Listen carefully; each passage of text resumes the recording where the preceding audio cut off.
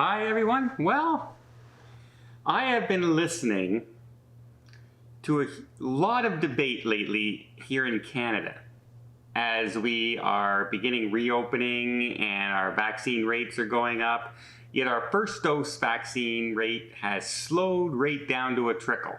Just like the United States. The United States' vaccine rate has almost completely stalled. In a week, the United States now has not administered their second dose to, their percentage went up 0.5% in a week of the population. Here in Canada, in that same time frame, our second dose went up 9.5%. So almost 20 times faster than the United, and we're still curving straight up. We're not curving this way. But now we have a debate going on in Canada about our vaccine possibility of passports. And man, there is so much debate. It's crazy.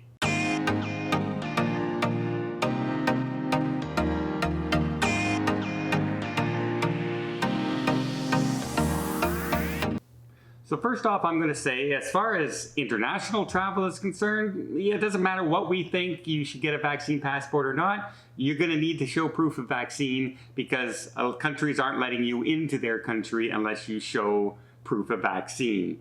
It's as simple as that.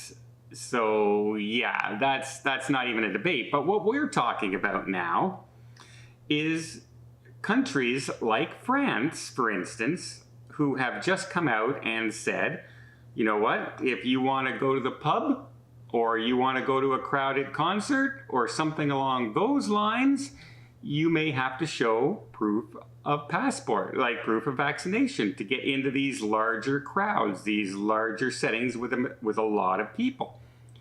And in Canada, we've already had the government of Quebec come out and say, you know what, if COVID starts to rise this fall in areas, we're going to start initiating COVID passports that you're only going to be allowed to go into the restaurants. We're not going to shut down the restaurants this time, but you're only going to be allowed to go into the restaurant or into the movie theater or into the hockey game if you've had your vaccine, and you're going to have to show proof. You're going to have to show a vaccine passport. And then we go out west, and we have one premier out there who said we're absolutely not going to do it. And I know you in the United States are all too familiar with states who are saying, yes, vaccine, you can show proof, and states that are saying, no, you can't. That's the debate going on right now. And I don't know where I sit on this. And there's a reason that I'm on the fence. Like, I got my vaccine.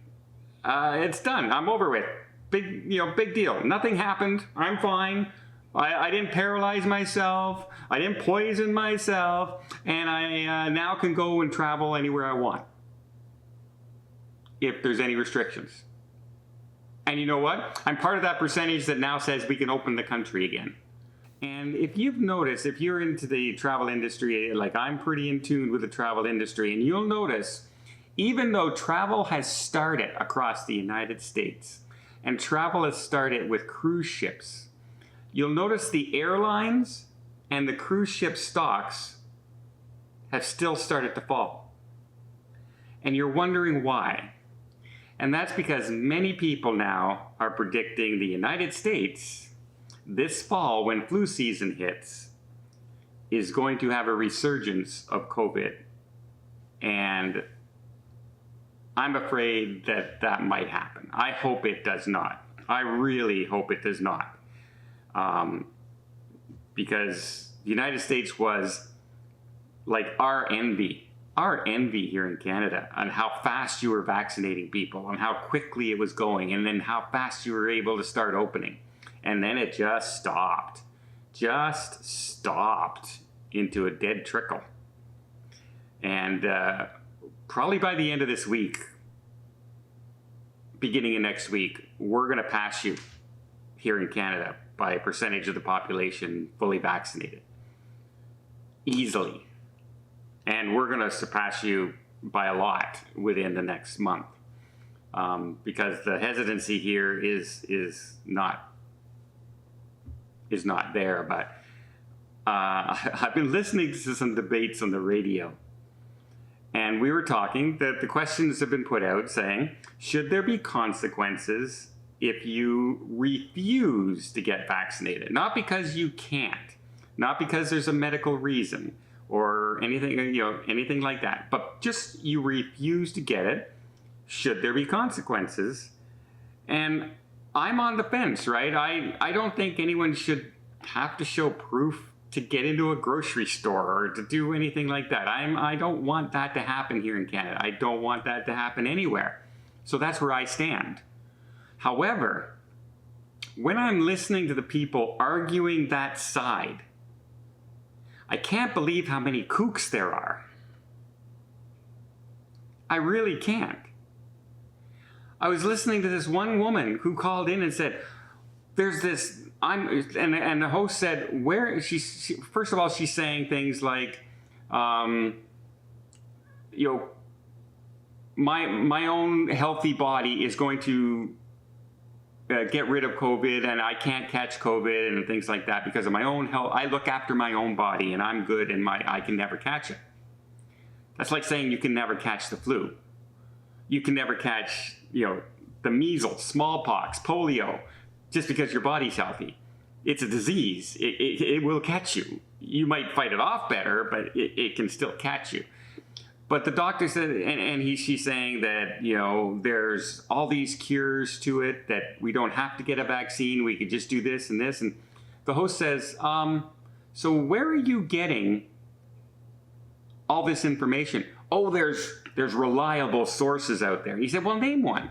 Well, there's reliable sources out there. Yeah, but name one.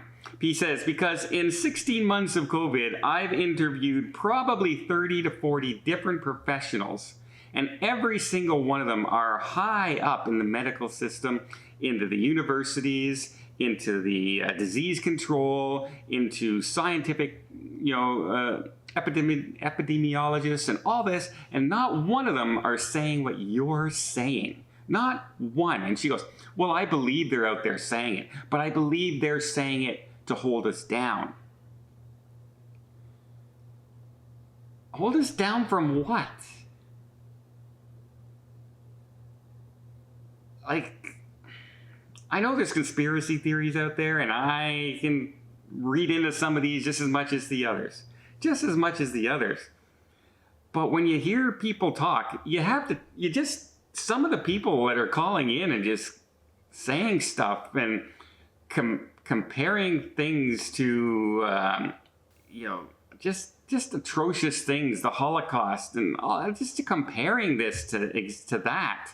You just want them to get the tinfoil hat and just pull it down over their face, and you gotta wonder, what websites are these people going to? And like, I like debate. I like talking, and your point, like I just said, I have been vaccinated, but I don't think you should be forced to have a vaccine. So that's, that's my choice, my things.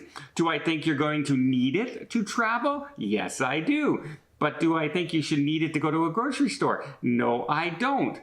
But also, if you're one of the people who refuse to get a vaccine, just for the sake of refuse, and you go to the hospital and you have COVID, I want you to come out publicly and say, I was wrong.